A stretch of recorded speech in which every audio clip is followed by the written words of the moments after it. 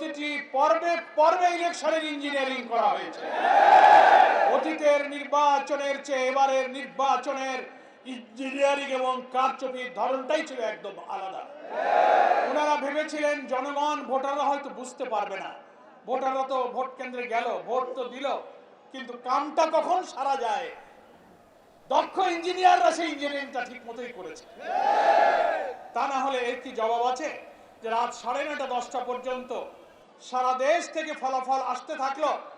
11 দলীয় ঐক্যে জামাত ইসলামী সহ সারা দেশ থেকে একের পর এক 9:30 10টা পর্যন্ত বিভিন্ন আসনে বিপুল বিজয়ের খবর যখন আসতে থাকলো, মানুষ জন আকাঙ্ক্ষা হিসেবে অপেক্ষা করছিল সংখ্যাগরিষ্ঠ আসনে 11 দলীয় ঐক্য জামাত ইসলামী বিজয়ী হয়ে সরকার গঠনের মতো সংখ্যাগরিষ্ঠতা ইনশাআল্লাহ লাভ করবে।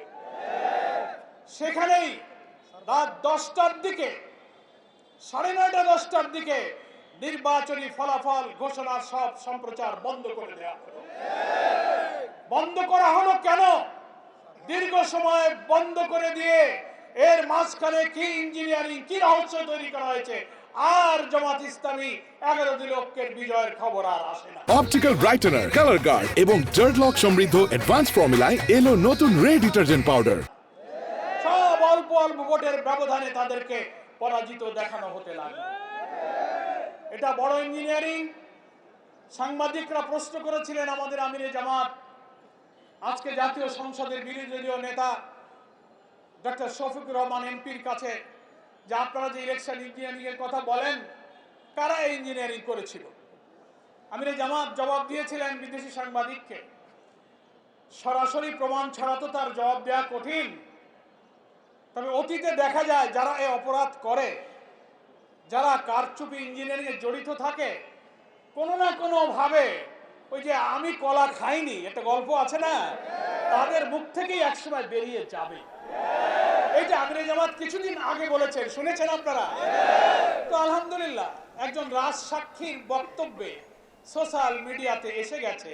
জামাত ইসলামীকে শুধু দায়ী করলে হবে না, সব জনগণ আপনার বক্তব্যে।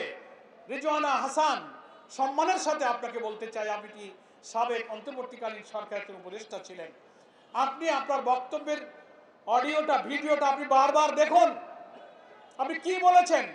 আপনি তার প্রতিবাদ এবং চারিদিকে যখন বিক্ষুব্ধ সমালোচনা, অভিযোগ, তদন্তের দাবি উঠল, আপনি সেটাকে